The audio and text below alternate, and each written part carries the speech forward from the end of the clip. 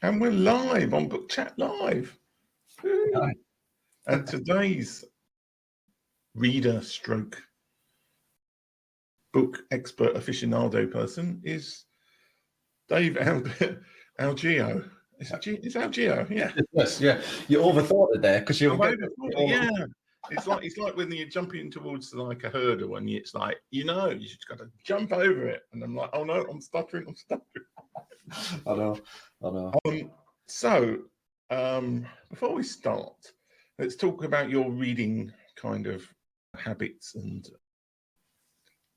what kind of books do you like to read, and when did you start reading, and what kind of just give us a little hint of the kind of books you picked tonight. Yeah. Well, I suppose the first one is started reading quite young, probably about 8 or 9, as far as I remember. Anyway, like actually getting into things, and it was the famous 5 type adventure type stuff. And I just found myself getting lost in those kinds of stories and just being taken off somewhere. So that was really the start and journey. And over the years, I've just stuck with it. I love reading, and I read both fiction, and that can range around fantasy fiction, sometimes sci-fi, space opera. I go through phases as well. So there could be like crime, thriller, serial killer type stuff. So it depends. And the factual stuff is more based around my work, but so it's kind of like in the self-development world, the psychological support, evidence and research-based stuff around that. So I kind of try to balance them out because I can sometimes tip too much into the work stuff, and I forget how much I love the escapism of books, So that's really what I do, and I've kind of mixed now between reading and listening to audiobooks. But what I tend to do with the audiobooks, fiction-wise, is I've often read them first, and then I enjoy different productions of them, Yeah. Okay. Well, I don't know if I cut out watching you in the middle of that for a little bit, but I got the gist of it. Right. So, all right. Okay. Are you ready to talk about? I am. First choice is The Lord of the Rings. Well, hopefully people have heard of this book before, but why did you pick it? Yeah, well, I suppose it's no surprise if you given my first how I experienced books was that escapism, that world, entering a new world, and the famous 5 and Secret 7 were the initial ones. And I probably came late to Lord of the Rings. I would guess teens, if that's late, I don't know, but like sort of 13, 14 age then. Came through it via The Hobbit, and I had 2 goes at The Hobbit. The first time go, I didn't get through the first chapter because I just found it really hard going, and then put it down, and then found Lord of the Rings, and somehow just got into it and went back and read The Hobbit. And it made a lot more sense then. So the Lord of the Rings was the first sort of the trilogy, the Fellowship of the Ring, the Two Towers, the Return of the King, where that was the first time I'd come across a whole world that spanned across a number of books and that had a continuing arc of a story as well as its own adventures. And that just blew my mind. I remember it blowing my mind. The rich characters, the difference in the characters, the stories, just how it wove and how it just sucked me into that world and just took me on that journey. And it was the first experience of not wanting a book to end, being absolutely gutted when the third one was finished, and what do I do now, Yeah. And I loved it. It's just an excellent story, and excellent the way it weaves everything into it, just absolutely loved it, and it took me off. Yeah.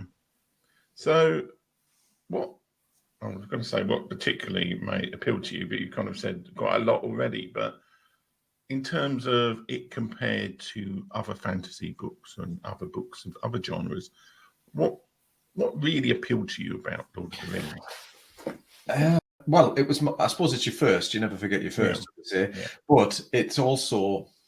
I've read. I then went on a spree of reading lots of different kinds of fantasy fiction, and I enjoyed them.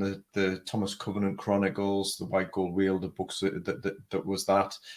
All 6 of them, but they never quite. They were great, but they were never quite Lord of the Rings. So for me, it was I suppose that it just introduced me to this new that you could actually have this thing, but it takes you off into a world and you get lost in it and you just become part of it. You root for the characters. and particularly the central character. I think if you look at sort of something like Thomas Covenant in the Chronicles of Thomas Covenant, he's not the nicest of blokes. He's not the nicest of characters, and does some pretty, I've reread it as old. He does some pretty horrible stuff at times. Whereas you've got some really lovable characters in The Hobbit, in the Lord of the Rings. The Hobbits are the main characters, I guess, but they are lovable and yet still have that gritty side to them. Yeah. So yes, I think that's what I loved about it, and probably hit me at a time and an age where that whole thing just inspired me to just into that kind of world, and just loving fantasy fiction. Okay. Should we talk about the next book? Go on then. The Name of the Wind, the Kingkiller Chronicle. So another fantasy book. Yeah, and it's not all fantasy fiction on this thing, but this one here. Good. Talking about The Hobbit and how the Lord of the Rings and how it led into me reading a lot of different books in the genre and never quite finding something that was as good. Yeah. Patrick Rothfuss has written 2 of a trilogy. I think most of us, if you are a fan of his, are waiting for the 3rd one. So have you ever come across the Name of the Wind? No, it's probably on my read list now. Yeah, well, I don't know. Are you into the fantasy fiction?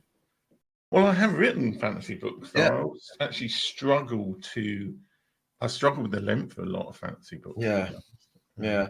Well, that's the impressive thing. It's the creation of the world and how an author keeps track of it. But the thing, Patrick Rothfuss has taken, his first book was The Name of the Wind, and then The Wise Man's Fear was the second one. I think there was 9 years difference, and then The Doors of Stone, which is meant to be the title of the 3rd one, is I think it's 11 plus years now. And it's one of those where I didn't really know what I was getting into when I read the first one. I think it was Tim Ferriss's podcast. He was raving about it. So I listened to it originally as an audiobook, and the narrator on it was brilliant and just took me off. And it was one of those where, again, it was another world, but it was the character Quoth is a very complicated character. And it's told in a wonderful way where it's told it's him as an owner of a bar, a pub, a bar, what do they call them? An inn, I guess, in the terminology in the book, recalling and telling a story about how he grew up and became Quoth and the legend. I won't say anything if anybody is interested in reading because I don't want to give anything away about it. But just the way that it's narrated and told through that and the journey that he goes on and how he grows into this character is just utterly amazing. And there are times when things happen, and again, I don't want to go into detail, where the things happen to him now that you think, oh yeah, come on, and then there's just a complete twist in it, and you think, it kind of takes you on this roller coaster ride of wanting him to do so well, and all the setbacks and what have you.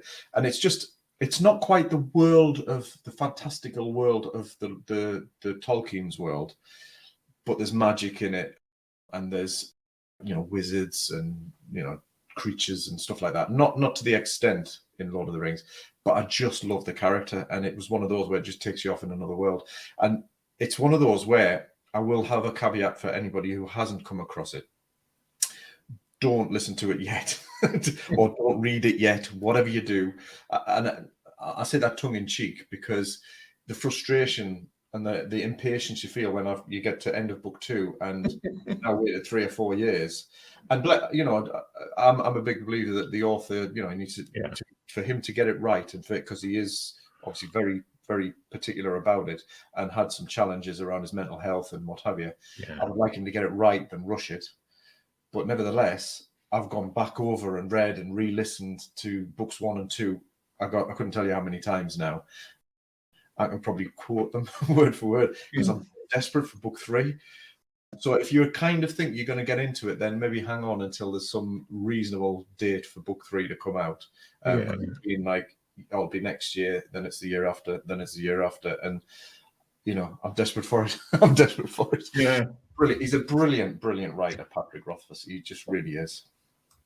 I know. It's I'm going to go off piste a bit here and talk about one of my own books, but I wrote 3 very short fantasy books, and the first two I wrote and released as paperback and as ebook, and then the last book I only released as ebook because I didn't think anybody was reading it. I was like, oh, well, like, who cares about? And I got a handwritten letter through the post from this woman saying, like, I really love the first two books, but I don't read ebooks. Are you going to release a paperback version? So it's like, it's very true. People do want to read the last book in the series. So I hope the guy gets it done soon. But you're right. You don't want him to be just like, and then they all died, something like that. Yeah, just to make it the series and ruin it for you. No, and you get the sense of his perfectionism, for want of a better phrase, in his first two books. Just how he's crafted it, that you can see that he's sweating blood and tears and all sorts over this third one. I'm guessing, you know, and I do love that because I respect that craftsmanship, you know. Yeah. It takes a lot to finish a series in a satisfying way as well. So. Well, I mean, I'm just hats off to even finishing one book of that kind of level. It's just like, whoa. Yeah. Okay, let's go on to the next one. The Bobiverse trilogy by Dennis E. Taylor. I'm guessing he was around when the snooker player Dennis Taylor was around. So that's what or he was named after. I don't know. Actually, I don't know if he's American or not. I'm not sure. This is one where I might have come across a recommendation. It's sci-fi. It's space opera type stuff. Dennis E. Taylor. He's written a number of different books in sort of sci-fi genre, and I've read some of those and enjoyed those. But the Bobiverse trilogy, it's really. I think I probably came at it from having read The Martian. Yeah. Can't remember the name of the author for that one, but The Martian kind of Andy Weir, isn't it? Yes, Andy Weir, yeah. And it was the problem solving, dealing with the issue or the problem, and like that kind of stuff. And I was just looking around for similar books, and I think somebody must have recommended these. But the Bobiverse trilogy, I think that's like the sort of the name people have given it. I think the first one is We Are Bob, or I'm Bob. I can't remember now. And then there's We Are Legion, and there's a number of other books. There's actually 4 books now, is there? I think might be 3 or 4. Can't remember. It's a trilogy of 4 books. So there might be a 4th book since the trilogy. But the point of it is, it's based around this. I don't think I'm going to give a spoiler away, to be fair, because I think this sets the basis for the 4 books. This person sold his business, made millions, and he gets hit by a car and killed, and then wakes up, I don't know, 100 years later as a head in a jar type stuff, you know, that kind of. Or a consciousness, and it then leads on to the idea that he then he's put to work in a spaceship to run the spaceship and control things and all that kind of stuff. And his mission is to head out into space and to sort of replicate himself out, you know. But it's at the time that the Earth is undergoing major war, destroying each other and all that kind of stuff. So it leads on to how he survives, replicates, deals with some sort of enemies from the Earth that have also come out after them, and then the challenges he gets when he gets to different worlds, inhabiting, dealing with other civilizations and things like that. And I'll keep it that general because I don't want to. If somebody wants to read it, it's brilliant. And just what I loved about it was the breadth. I suppose it's that other escape into another world thing. Yeah. But the character, and when he replicates the variations in the characters and how they take on different names to suit their characters, it's just brilliant. It's just the humor in it, the technical stuff, because I do like all of that kind of like technical talk, but it's not overly so. It's not like Hunt for Red October, where again, what the hell is the name of the author? Terrible thing. Clancy? Yeah, thank you. Yeah.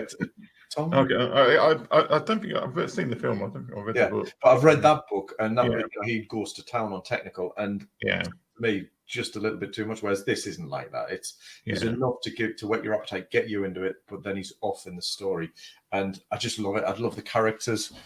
Because they are characters. It's him cloning himself and the variation in that, and just how it develops into big story arc, and then some spin-offs, and for me.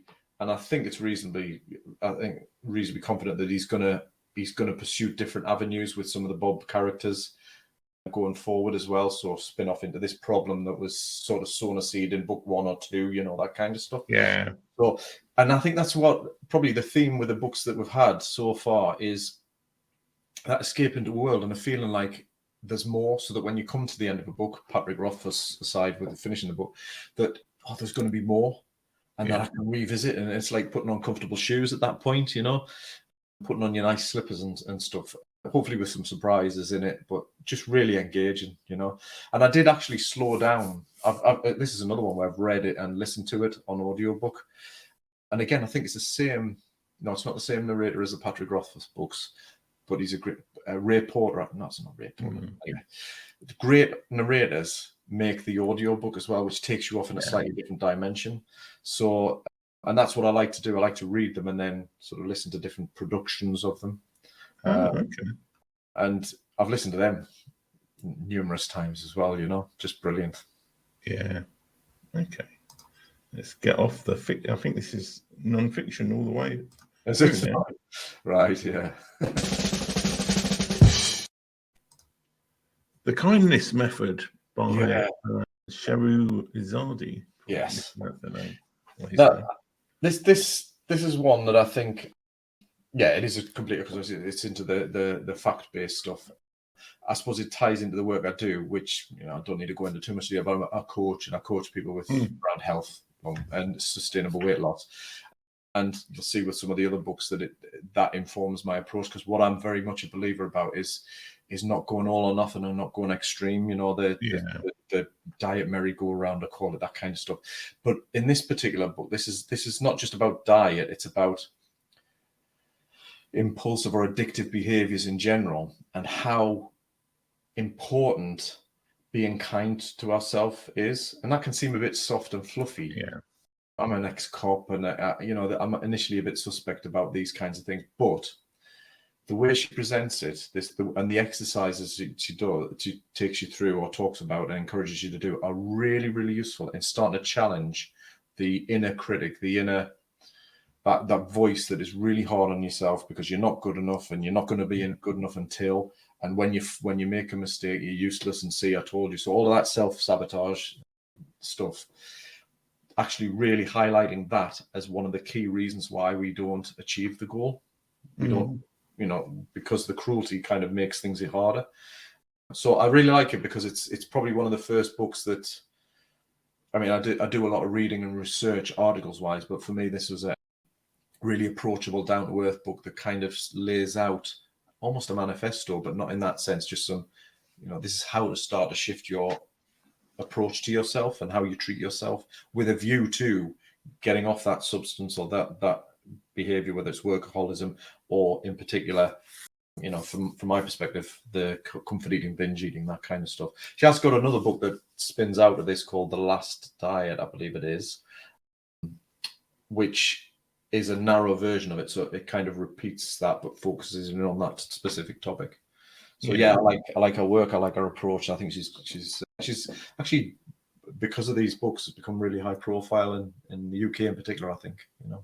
So is it just about eating and stuff, or is it just about kindness in general? It includes that, because her background is having issues herself with eating and you know, the journey she went on to lose weight, but she did a lot of work in addiction centers. So the kindness method is not about necessarily focused on kindness out there, although that is mentioned. It's about turning that compassion that we might naturally feel to others, directing that skill on yourself, which is probably something many of us, you know, like, how many times have we talked to ourselves worse than we would ever dream of talking to somebody else? You know, so it's very much about internalizing, treating yourself more kindly. It's self-compassion that's another name for it, you know. So well, I think that's an important skill, and the trouble is, we usually get old, so we get to such a point of age before we realise that you are good enough, so to speak. And I really enjoy it. Yeah, I think you're right, and I think for some, being too hard on yourself for too long is a real hard thing to unlearn. So that helps, you know. Right. Profit First by Michalowicz. Michalowicz.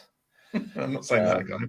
Yeah, it's he often jokes in his books and on his audiobooks. You just search mikemotorbike.com because he's bought that as an easier one for him. He's now this one is again, it's what I suppose I can become a bit of fanboy of certain writers when I start to rate them, and that's particularly it's the case for fiction, but it's also the case for non-fiction as well. Now, Mike, he particularly likes to support small business, who are looking to, get themselves out of the poverty trap that he talks about. Many businesses, and we know this, from the statistics about the business rates of failure, etc. I'm sure it's, across whatever country, that it's probably very similar, that chances of survival are very, very low after 1 year, 2 years, however long it is. Yeah. And his mission, I guess, is to help those businesses navigate out of that poverty, business poverty as he calls it, into profitability and success and growth.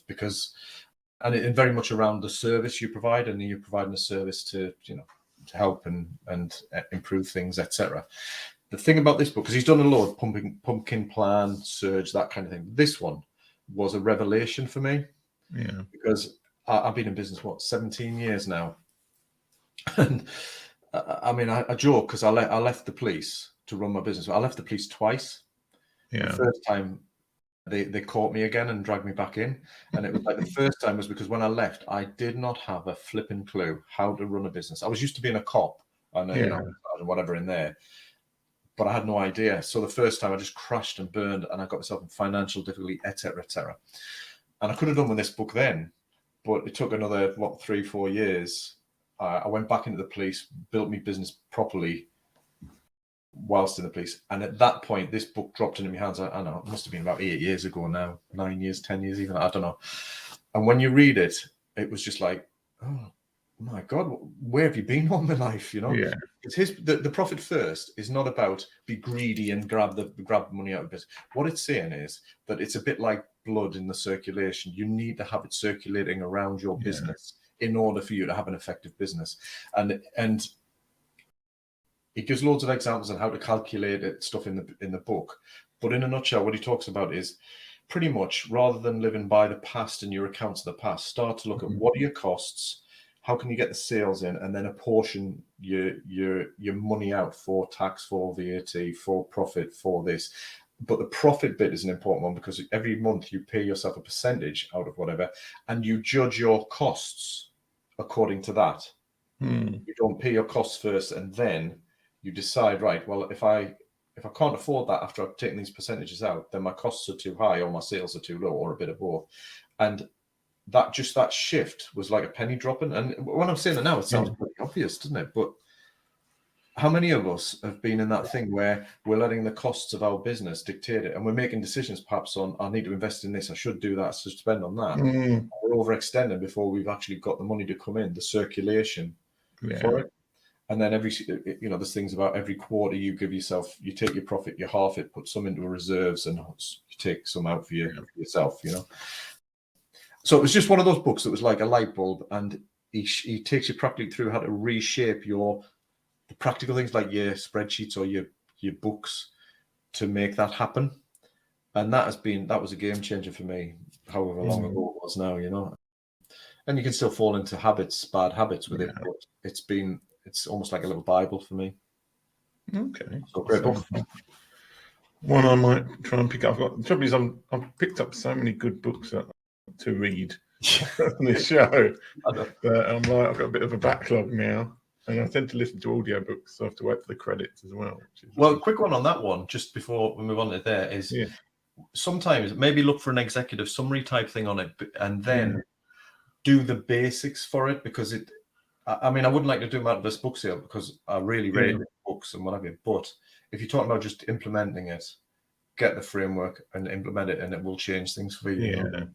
You see quite a few of those sort of summary things on Amazon, actually. So probably is like in 10 minutes, and they charge £4, and they skirt copyright very harshly. Anyway, which is The Creative Act by Rick Rubin. Oh yeah. Now this is one of a more recent. It's pretty recent. I've just finished it. Rick Rubin is a music maker. I don't know if you've come across him. I didn't really come across him. Again, it's through Tim Ferriss, lives in the podcast he's been on a couple of times. And The Creative Act is basically his book of pieces of wisdom around creativity, the creative journey. And where I'm at, I suppose, now in terms of life and business is I am exploring more about my own creative self.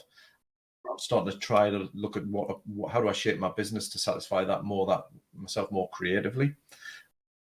And it's just been very timely. And have you ever come across Purple Cow by Seth Godin?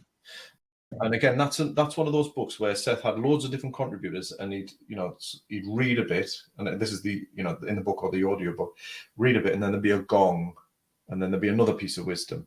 Now, I'm not saying this is the same type of content, but it's almost the same style. So Rick Rubin's, he has this wonderful, he's such a brilliant way that he explains a little bit of creative wisdom, where it comes from. And he's a little bit spiritual in it. So, might not be everybody's cup of tea, but the way I look at it is that we are then in a muse, if you want to phrase, something inside that, how do you encourage it to come out and turn into something creative? He gives this wisdom, and then there's like meditation gong after a few minutes. And it's one of those books where I didn't sort of read or listen to it all the way through in one go. I kind of got to a gong and thought, yeah, that's timed perfectly. I need to think about this. It's one of those books that I need to write. And it took me ages to actually go through it. And it's one of those books I'm going to go back over and probably hear stuff, listen to stuff, read stuff, where I pick it up. I tend to pick the audiobook afterwards because it's a nice way just to absorb in a different way. I'll hear stuff I've never picked up the first time round. And there's already things that I've picked up from it in my own sort of day-to-day practice. I get up early in the morning now and I sit, have a bit of quiet time, see what serves as a journal, that kind of stuff, which I knew and I know is useful, particularly for the creative side, but it just helps motivate you to do that. So again, great book. Yeah. You sound so much more diligent at reading than I am. Like you're reading it multiple times, you're listening to the audiobook. You must be a dream, really, in terms of Well, the ones that I've talked about before, they've been over years. Sometimes I'll listen to the audiobook first, and if it makes it to a print book, then it's a good book. Because sometimes you think, I need to get that as a print book. Then sometimes I'll do it the other way around and think, I would like this one in particular. Yeah, lends itself to being an audio experience, So I don't know about diligence. These are over years, So this one's very recent, but Well, I mean, the quality of audiobooks does vary as well. So it does, that makes a difference to me, actually, especially with fiction, is the quality of the narrator. Yeah. Okay, on to the next. Tiny Habits by B.J. Fogg. Yeah, Professor B.J. Fogg. Now, this again ties into the works side of things, is that I read loads of stuff on habit making, because it's always fascinated me with, how I and lots of us have goals, and we can have a goal and we can have a plan and an intention, and actually stuff all happens, or we never get there, and a lot of talk around goal setting that I've encountered over the years is massive action, and let's all go for it. No point in thinking small, all that kind of stuff. And it's really, really inspirational and motivational. The problem is it passes. I often joke about, if you're feeling inspired to do something, don't worry, it'll pass. Because it does, it kind of, you feel, rah, come on, let's go. And then you get your first email after you get back to work and you think, what was that about? So for me, there was a mismatch between having a big goal and actually getting off and running it and actually making it happen. And this is I've read loads around habits and habits formation, but this is one of those that really nailed it for me. And Professor Fogg is a researcher in this. I think he's got a background in working in Silicon Valley and engaging with how people engage with social media as well. So he's kind of got that side of understanding how we get into compulsive and habitual behaviors. But he's obviously focused on how do we form the habits that stick, that we can stick to, that will move us towards the goal. So one of the things I'm very much about is you have the big goal, dream big, think big, etc. But you've got to come back to, and I talk about sprout-sized actions coming from sprout for me. The sprout-sized actions are the small steps, the small habits that you will take day to day that will trump any big action that you take once or don't do at all. If you do 3 or 4 things consistently day by day, small habits, you'll move towards your goal consistently. And the Tiny Habits book is very much about how do you do that? How it takes it down to the anatomy of a habit. Yeah. And kind of says, what is a habit made up of, and how can you give that habit the best chance of getting rooted into your day and then embedded so it can grow. And there's some nice little surprising things in there, but one of them is to celebrate every time you achieve, not that you achieve a goal, but that you execute the habit. Yeah. I'm not saying jump around and have an Olympic style celebration. What he's talking about is even like a come on, or just yes, that kind of thing, to celebrate, because the celebration is part of rooting the habit in the sort of the neurology, if you like, I guess, oversimplifying it there, but it kind of starts to give it that root. You positively affirm, and it goes back to the kindness method. You're being positive to yourself rather than cruel to yourself. And you said, yes, well done for doing that, that 10 air squats after you brushed your teeth, whatever it was, Yeah. So really good book. Yeah, it's like, I'm surprised you didn't bring Atomic Habits on. That seems to be yeah. See, it was a toss-up because I do like Atomic Habits. Yeah. The Power of Habit, Charles Duhigg. So there's a few great books, but they all have different angles to it. I do like Atomic Habits, and I follow him on Instagram. I can't remember. James Clear. Is it James Clear? Yeah, James Clear. Yeah. As soon as you say it, I know it. But and he's great, and he has some really great stuff as well. One of his quotes, kind of stepping away from this book, is you don't rise to the level of your ambition or your goal, you fall to the level of your habits or your processes. Yeah. And I think that is so true.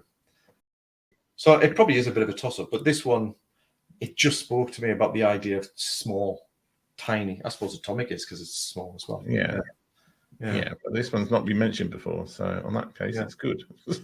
Cool. Right.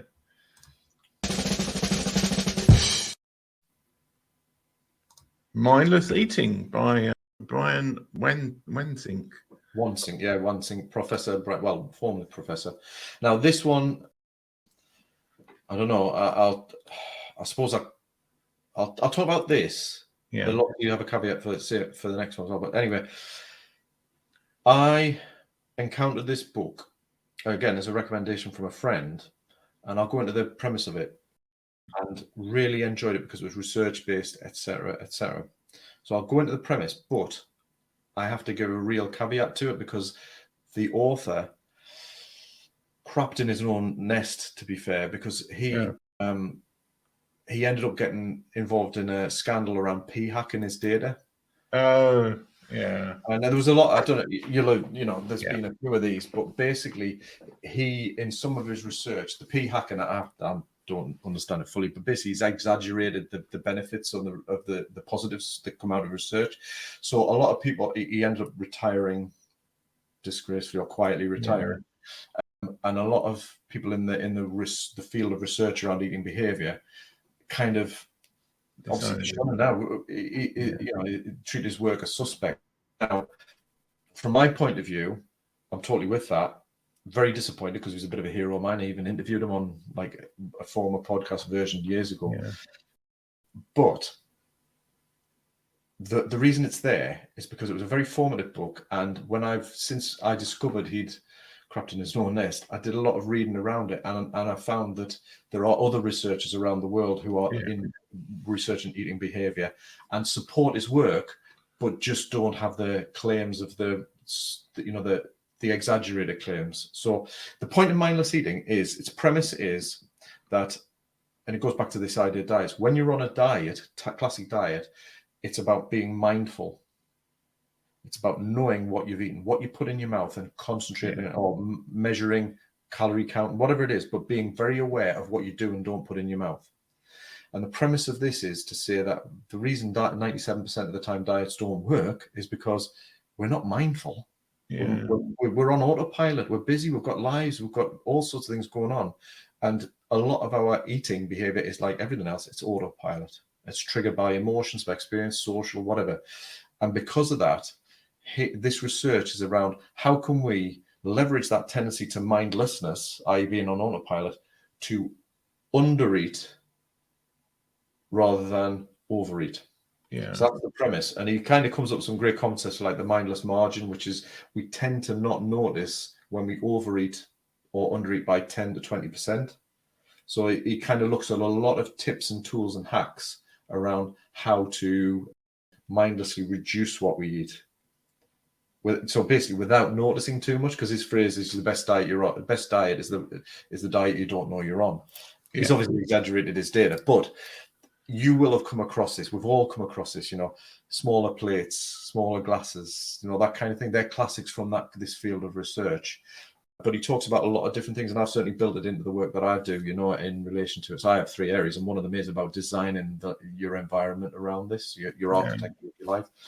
So, so that's my caveat to that, is I was really disappointed in him. But that book, and I think this is part of his downfall, it's a really readable book, really engaging, and probably he just got swallowed up in his own popularity and maybe pressured to exaggerate the data in his next book in particular, So yeah, I mean, I did work out what p-hacking was at one point, but I think it's basically just you look at the data where you've got, and then you try and fit the stuff to it, not the other way around, which is So I mean, I think because they say with like any trial or anything, you really should set all of the stuff at the beginning, like this will be the success. You don't then get all the data and then like, well, how can we make this hit our point? Which I think is what p-hacking is. They change the statistics, and it's like, oh yeah, if we just drop all of the people who are under this age from it, then we'll be great. So, or we tweak that one little percentage or algorithmic whatever. There's a few being called out like that. He's definitely not the only one, but right. Same author, Slim by Design. And again, that caveat still applies. But again, this book was on the back of the success of his previous book.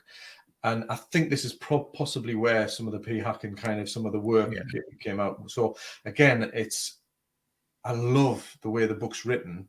And he's clearly very good at engaging and presenting his stuff in a readable, fun way, but also making some points. But again, we've just got to take into account that whilst there will be some sort of value in following the principles and guidance, the results that he exaggerates. So the classic, I think, in this one is the premise of Slim by Design is they took a typical city in America and kind of 1,000 households they asked to participate in the research, and they give them weighted scales which were connected up to internet, whatever, and they measured absolutely damn well everything in there, from the weight, the heights of the people in there, what was in the fridge, what was on the bench in the kitchen, what door people would typically come in from work or leave to go from work. Would you come in the back door via the kitchen, or would you be coming in your front door into a living room? All sorts of things, and they came up with some sort of really good, and there's a bunch of different things in it, but really good sort of tips on how to, again, design the architecture of your life to sort of cue you more mindlessly to eat less than to cue you to eat more. Things like, I think the classic one, may not get it totally right, is if you two neighbors side by side, one neighbor comes in from work by the back door into the kitchen, on which there are boxes of cereal and there's chocolate bars in the fridge at eye level. The neighbor next door comes in the front door into the living room and doesn't have any of that on the show. Typically, there's an 11-pound difference in weight on average. Now, that is where you're talking starting, and the data's been, I would guess, has been exaggerated. I haven't looked at which research specifically was p-hack, but that's quite a dramatic difference, But if you go back to the principle is, what are some of the cues, the visual cues that are there day to day that might just mean you're in the fridge and opening and grabbing a bar of chocolate before you even know it, that kind of stuff. And it goes through eating your home. He talks about food radius, which I think is a really nice concept. You've got your food radius for home, work, although nowadays often that's together, isn't it, with food, and eating out, restaurant, and shopping. So he talks about how people who perhaps are naturally slim might navigate the buffet bar versus somebody who isn't, and that kind of stuff. It's really, really interesting stuff in there. And some of it, it's not rocket science once you kind of get your head around it, but it goes back to the habit thing of like, you're not going to try and do it all. You're just going to make a few simple little changes that will have the most impact. So this is kind of right up my street, even though he's, again, as I said, he disappointed me by getting himself into bother. Yeah. Well, I mean, often people have the right idea, but try and get perfection when they should be just like, say, like, well, I think you didn't entirely show this, but you kind of showed it in a bit. Yeah. And it is supported by other, researchers around the world. So it's not like, it's not like it's just totally empty. It's definitely, there's definitely stuff in it. Yeah. The Artist's Way by Julia Cameron. So hopefully no scandal involved in this one. Yeah. No, it's not. And this is one that I'm actually working through again. So Julia Cameron was, don't she still is? She was a film writer, like a script writer, that type of thing, screenplay, stuff like that. And the history is she developed a program to help people unblock creatively, and then turned it into the book called The Artist's Way. And I was introduced to this by a friend of mine a few years back, again, on this journey that I'm on, which is the creative side of things. So I left the police to run my business, to shape the business around building a lifestyle. And then as I've developed, I've kind of realized that I want to release a bit more of the creative side of me. And I really followed, the book is written as a program. It's like a 12-week course. Yeah. And gives you some activities. Have you come across it yourself or not? I've heard of it. I don't know if I've read it or not. No. It's one of those, like, it sounds very familiar, but I can't remember if I read it or not. Yeah. And it's a very workbooky type thing. There's lots of different versions of it now. I think this is the original.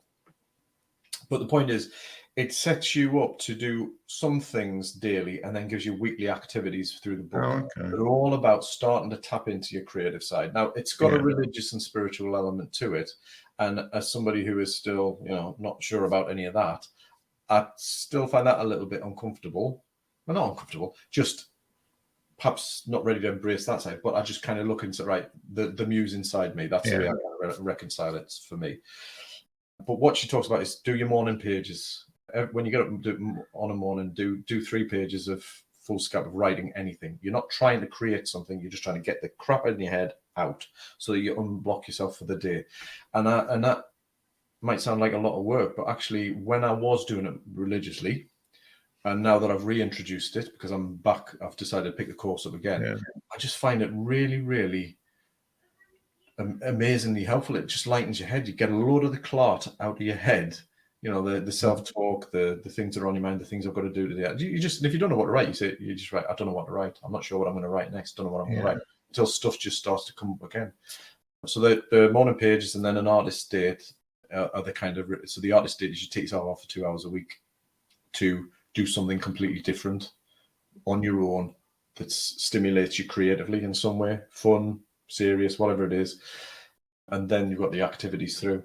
And it's just, because I'm back with it a second time now. Again, it's one of those where you see things a little bit differently the second time round.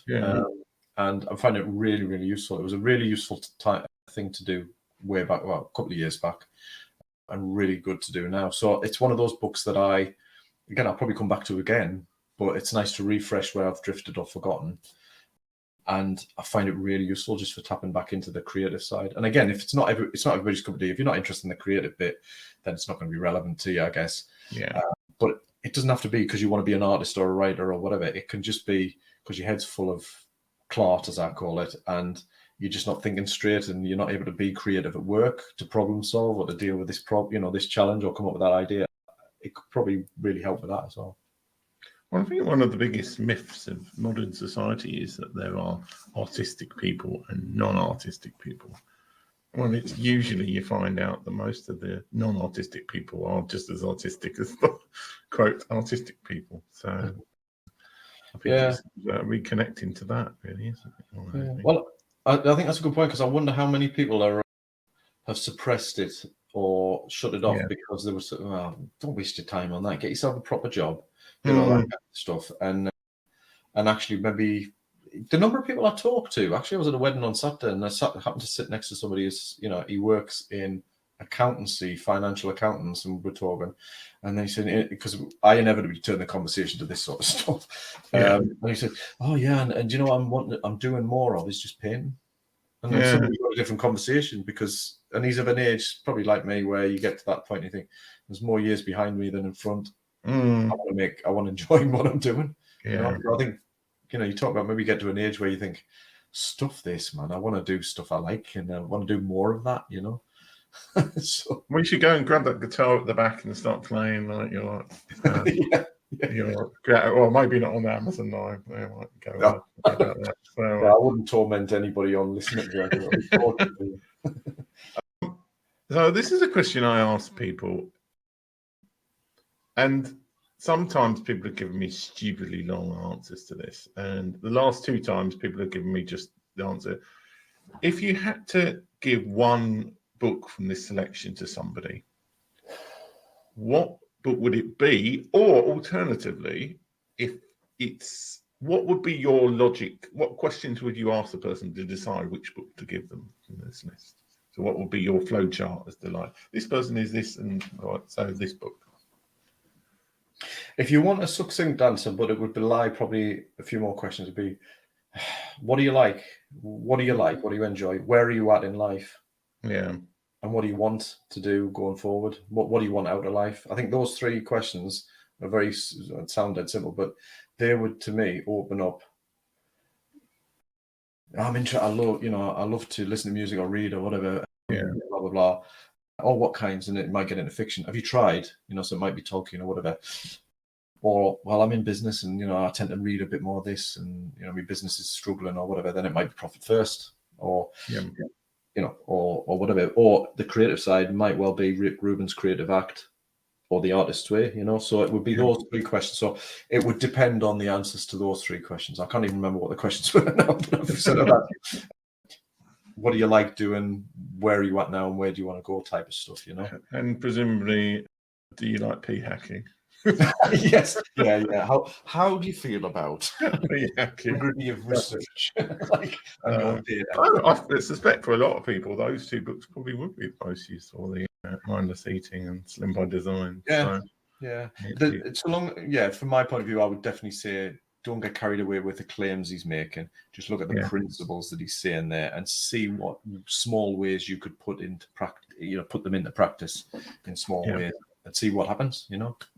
Yeah, well, certainly with weight loss and dieting, it's a very much take as much data as you can and don't p-hack it.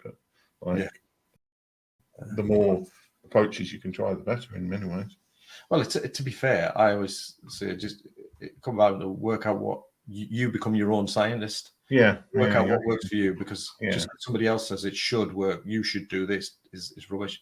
It's all different, And, well, it's usually these unhealthy-looking people who are telling you the latest diet trend. So you look at them and they're kind of like on death's door, and it's like, and you're 25 and you look 17. You're telling everybody to go on the mango and platypus diet or whatever it is, and it's like, but you made a lot of money in the last couple of years. So, or there's a friend of mine who was the winner of Britain's Biggest Loser, or a few years back. He said that he kind of was talking about there's a definite process that celebs go through they might get a bit of fame, and then the next thing you'll see is there'll be pictures of them with a lot of weight on, and then the next thing you'll see is some pictures of them at a boot camp, so-called, losing their weight, and the next thing there'll be a book, and it's actually a well-known path through, and that to me just makes me sick. It's just cynical manipulation of stuff. Well, anyway, let's end the Amazon Live part of the broadcast before we get kicked off for talking about controversial stuff. It's been great to have your book choices today. Cheers, thank you. It's been good. And now we're going to talk about the Dave. We're on the YouTube bit now. We can talk more freely. Not that there's no YouTube censorship, but it's probably not as much as the Amazon Live thing. Right. Yeah, I mean, it's that the Britain's Biggest Loser, and well, even the US version. I mean, there's all sorts of stories about the weight loss of the people there, and like how they never have any like reunion programs because they want to put the weight back on again. It's not really a healthy concept. No, it's the sustainability. Yeah. It's the extremes, and the fact that this is what the friend was saying was the reason he won it was because it was a competition and he had nothing else to think about or worry about, and just put his mind over it. But obviously, when he came out and life became chaotic again, and that's what happened. Life happens, and how do you make it life proof? Otherwise, it's not gonna be sustained. Yeah. So let's talk a bit about Dave Algeo. Yeah, actually got it right. I didn't know. So, I mean, you've said that a little bit. You've hinted at this, like you're a coach and you help people. So, what would be like the ideal person to come to you and they say, Dave, I've got this problem. What would be that problem, and what kind of thing would you do to help them, and how would that process work? Yeah, well, I think it tends to be people of a certain age, shall we say, just largely not because age is the thing necessarily, but because the years of experience of trying other things, particularly around weight, is that they've come to a point where they're just diet burnout, I like to call it. I don't even know the proper phrase, but like they've tried it all, they've had some success, but life keeps getting in the way. They've got family responsibilities, they've perhaps got some past, baggage we all carry around, and they're coping with life in lots of ways, which includes perhaps drinking and eating the wrong stuff and a little bit more than they should have, and maybe not moving as much, that kind of stuff. So it tends to be people who have done the merry-go-round, the diet merry-go-round as it's called, and are kind of thinking, I can't do it anymore, I can't do that anymore. I would really like to do it longer term and more sustainably, and kind of are already bought in a little bit, although it still takes practice, into the idea that that doesn't work. There's got to be another way. And the reality is there is another way, but it takes learning. It is patience. It is about, it's the words that we don't like to hear, I guess, with a lot of this, is the patience of taking a bit longer and making consistent incremental changes. So it's about sort of just appreciating that that's where, I'm ready to maybe just dip my toes into that. And the point of that is that if somebody's at that place and they're willing to engage with that, then that's where I come in, I guess, to sort of say, firstly, you can. It's not easy, and it's not going to be some quick thing. But what it can be is really transformational in the sense of, and I don't want to make that glossy type, transformational type, but it's transformational over time, in that you can really, through a particular way of starting. I'll go through my kind of approach in a minute, but like starting to just change those things in small ways, seeing that it can work, starting to be kinder to yourself, and starting to shift your sense of identity from somebody who would like to be to somebody who is or does, And it tends to be a longer run at it, depending on what sort of goal there is involved in it. We're not talking like a week or a month. We're talking about it's usually, from what I'm finding, is it tends to be 6 months to a year's journey to go with somebody to help them start to go on the journey, then have the challenges, have the setbacks, have the mindset stuff, get back on, root their habits, and test, be the scientists of themselves. So my approach generally is, it's kind of redefine, re-narrate, and then redesign. So the fancy, because I like the reshape. But the redefine is just get clear about what you want, what are your goals, what would you like, have a long-term vision, by all means. So mine, because I'm still a work in progress, you only see this bit, but like, I'm still very much a work in progress. But I have a long term. So my 7-year-old daughter, you might be able to hear in the background, when she was born, I was 45, and I realized when she's 60, she's 21, I'm going to be 66 if I'm still here. So I kind of had this thing a good few years ago to think, right, at 66, I want to be fitter at 66 than I was at 45, God willing. So that's my long term sort of thing. That's my inner motivation. But that's too woolly. Yeah. So having my long-term vision, but then bring it back to a short-term goal of a 6 months and a year. So that's what I tend to do, is get people to think, well, why does it matter? Why do you want this? For midlife and beyond, what is it? And then let's look at some shorter-term goals that you can get your teeth into. And then we start to develop a plan, cabbage slice and sprout plan, I call it, because cabbages. Yeah. Cabbage is the goal, the slices and the sprouts are the habits that you'll work on. And the point of that is just break it down in those habits and then look at what small sprout-sized habits you can change day to day and test and see what sticks with the least friction. Because if you're taking on something and it's too much for your head and your head's already busy with feeling bad about yourself, emotions, stressed out, looking after your mom, your dad, your kids, all of this stuff, anything too big, it's going to batter your head and you're not going to do it.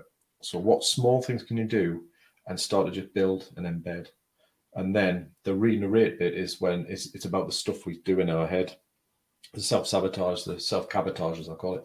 It's that stuff we do to damage ourselves or batter ourselves, do ourselves down. That inevitably comes in, when we're talking, like, I've had a lapse and I'm useless, and all the stuff we talk to ourselves. We then start to navigate. How can you start to challenge and become aware of the stories and shift them? And the final bit is that slim by design type stuff of, let's have a look at your environment and your architecture of your life. How does it support your goal? And how can we add friction into the stuff you don't want to be doing and remove the friction in life of the stuff you do want to do more of? That sounds dead simple when you say it, but that's the journey. And that's why it takes a little while, because you're not trying to fix it all at once. Yeah. No, I mean, that's the thing, is that people do tend to want a quick fix for everything. And it's like, I think it's only when you get older that you realise that it's not necessarily always possible, which is ironic, because then you've got less time when you're older. Yeah. Well, it's funny that, I mean, I still fall into this trap, even though I'm on I'm still working progress, I still fall in, but I'm kind of, it's this, I've learned the self-talk to say, right, hang on a second, things are better, you've improved a lot, it's working, all that kind of stuff. So you're right, I think we're always subject to pressure because life is like that. It's always offering us a quick fix, isn't it? For something or other. Yeah. Anyway, it's been great to talk to you this evening. How can people find out more about you if they want to work with you, talk to you about sci-fi books? Or if it's the author of that, Patrick Rothfuss, who wants to tell you about he's going to write he's going to release his book next week or something like that. How can people get in touch with you and find out and do whatever they want to do with you, work with you, or just have a chat, weight and run the country or something? No, I don't think I'll be doing that. Yeah. Well, you can check out the website. It's midlifereshape.com. And I've got a podcast as well called Restless Midlifer. Yeah. And that's episode 108 now. You've been on it, and we've had a great chat, and that's kind of taken the journey and allowing me to do my thinking there. But you can email me, Dave, at restlessmidlifer.com. Yeah. I'm not sure having lifer in your email address being a former police officer. Yeah, I know. I did feel like a lifer when I went back in the second time with police, but finally escaped 2040. Yeah. Well, it's been great to have you on the show, and I'm going to click the end button. I haven't got any end titles to this show yet. I haven't got around to creating them. So, yes, thanks to everybody who's watching on YouTube. And I can't remember who's next. Somebody's next week. Somebody we're going to talk to, and it's back to Tuesday next week. So, because I'm not out on the Tuesday night next week. Anyway.